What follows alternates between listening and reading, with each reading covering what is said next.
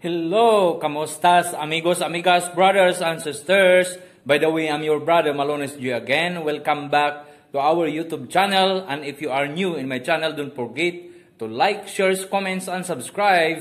And post the buttons for notification if I have new upload. They are notifying you, mga kapatid. So mga kapatid, pag-usapan natin ang John chapter 3 verse 16 to 21.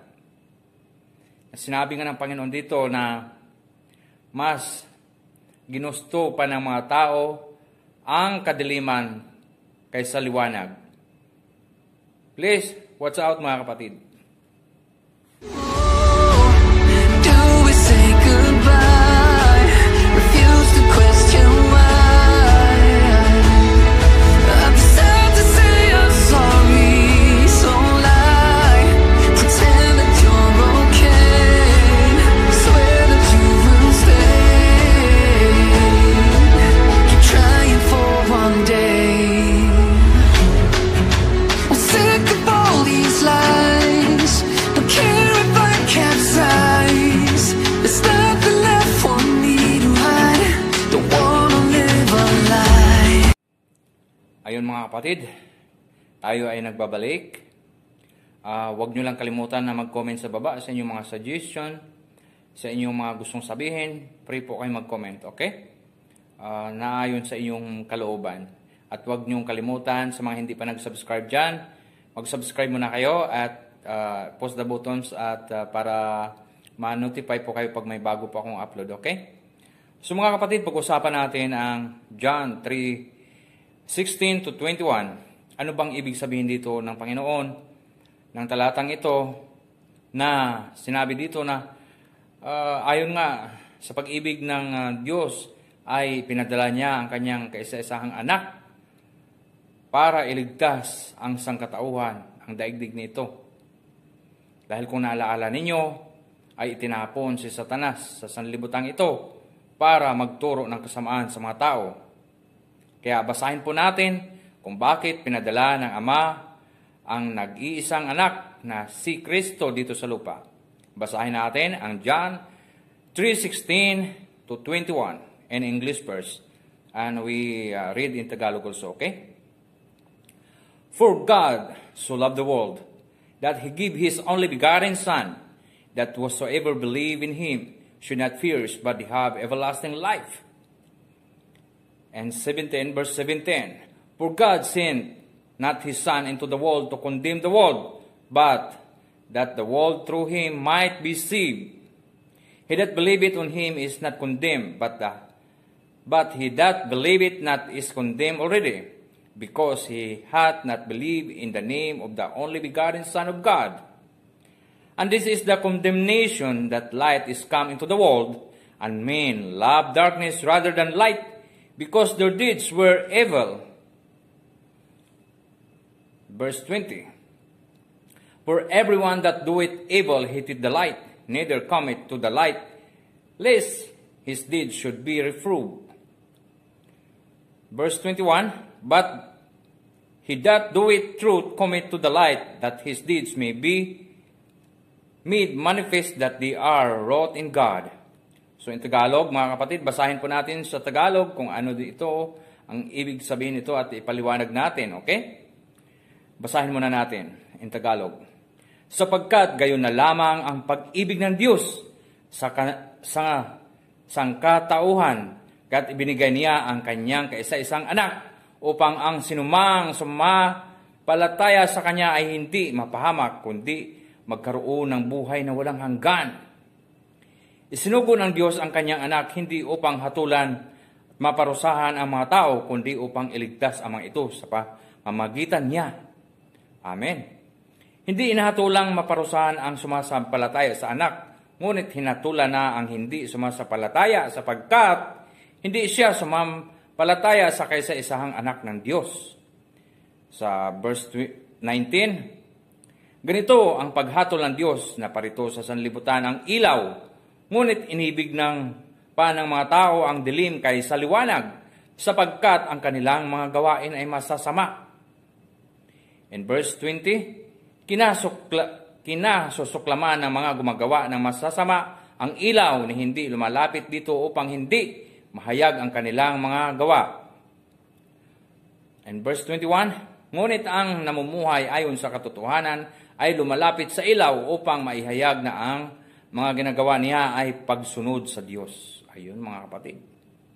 Dahil sa pag-ibig ng Diyos, ayon dito sa John 3:16, at pagmamahal niya sa atin ay binigay niya ang kanyang kaisa-isang anak na si Kristo.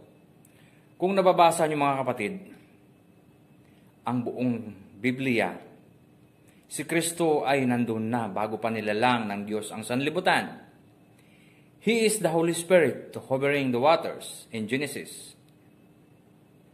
And God Father sent Christ to become a man, to offer His life to save us in this world, mga kapatid. Pinadala niya ang kanyang anak para tayo ay iligtas, hindi upang hatulan. Mahal tayo ng Diyos, mga kapatid.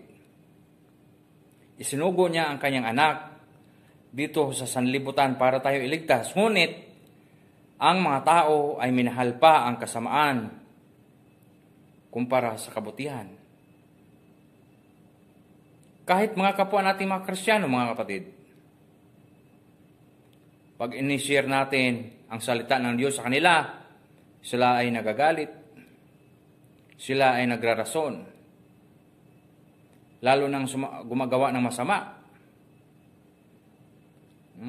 Ayon nga sa ibang talata, ang mga masasama sa mga huling araw ay lalo pang sumasama. Ayaw nilang tanggapin, ayon nga dito sa talatang ito, sa verse 19, minahal pa ng mga tao ang kadiliman kumpara sa liwanag upang hindi mahayag ang kanilang mga masasamang gawain. Ngunit ang mga taong tumatanggap sa liwanag at kaligtasan ay nakikinig ng salita ng Diyos, ng salita ng Panginoon at isabuhay ito. Bakit ba karamihan sa atin ay ayaw tanggapin ang katotohanan na nakasulat sa Biblia? Kahit mga Kristiyano, kahit mga kapwa nating Kristiyano, marami akong kilala. Pag nag-share tayo ng salita ng Diyos, masama ang kanilang mga loob. Hindi ko lang alam kung bakit. Pero sabi nila, Kristiyano daw sila. Mas mabuti pa nga yung mga hindi kapwa Kristiyano natin, pag nag-preach tayo sa kanila ay sila ay nakikinig.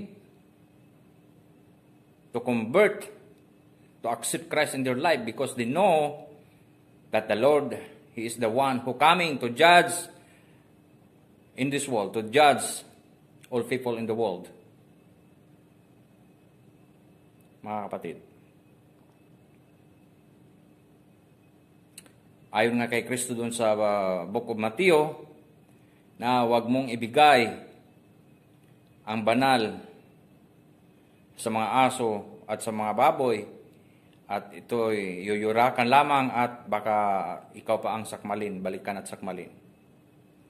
Ngunit ang mga taong tumatanggap ng salita ng Diyos at sa katotohanan ay kinalulugdan ng Diyos, mga kapatid. Ngunit tayo, pag hindi natin tinanggap ang katotohanan at patuloy tayo namumuhay sa ating kasamaan, ay walang kaligtasan, mga kapatid. Baka sinasabi nyo na, Kristiyano ako, binayaran na ni Kristo ang aking kasalanan. Diyan tayo nagkakamali, mga kapatid.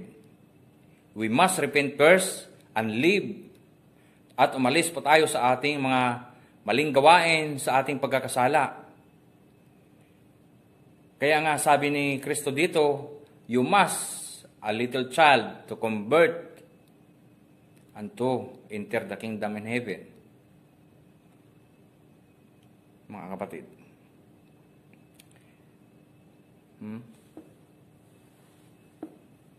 Dahil karamihan sa atin, pag tayo ay nag-share sa kanila ng salita ng Diyos, masama ang kanilang loob at mabigat sa kanilang kalooban. Hindi ko alam kung bakit, no? Pero sinasabi nila, mahal nila ang Diyos at si Kristo. Tapos sabihin, don't judge me. Yun ang lagi nilang sagot. Di ba? Kaya yun ang sabi nga ng Panginoon dito na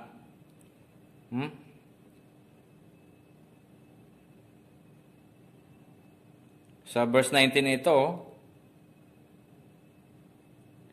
ganito ang paghatol ng Diyos na parito sa sanlibutan ng ilaw, ngunit iniibig pa ng mga tao ang dilim kaysa liwanag sapagkat ang kanilang mga gawain ay masasama.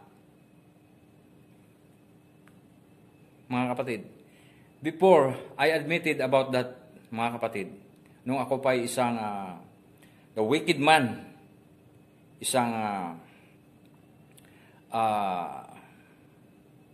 namumuhay sa kasalanan, hindi ko rin maintindihan ang salita ng Panginoon, ang salita ng Diyos sa Biblia. Ngunit, nung ako ay naghanap ng katotohanan at binasa ko at humingi ako ng wisdom, knowledge, and understanding sa Panginoon, binuksan niya ang aking puso't isipan, mga kapatid. Binago niya ang buong pagkatao ko, ang aking buong buhay. Kaya nagpapasalamat po ako sa Panginoon na binigyan niya ako ng pagkakataon na malaman ang katotohanan at bumalik loob sa Kanya, mga kapatid. Mga amigo, brother and sisters dyan. Kaya habang may panahon pa, habang po tayo ay nabubuhay dito sa sanlibutan, kailangan natin bumalik sa piling ng Panginoon. Because we are separated from the love of God, mga kapatid. Kaya nga pinadala niya si Kristo bilang isang mediator sa ating mga tao sa pamagitan ng Diyos Ama.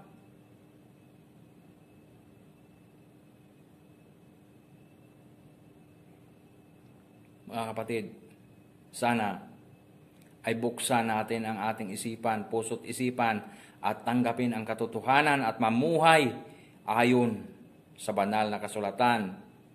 Dahil hindi lang ito gawa ng tao, sinasabi ng iba dyan na gawa lang ng tao. Mga kapatid, history and evidence are exist until now. At kung hindi galing sa Diyos ang mga salitang ito, masusulat kaya ng tao ito?